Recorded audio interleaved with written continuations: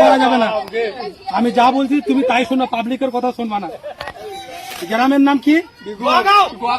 গুয়াগাঁও। তোমাদের থানা কোথায়? আপনারা তাহলে খড়ির মধ্যে যে সাপটা ছিল এটা লিগাল ছিল না আনলিগাল ছিল?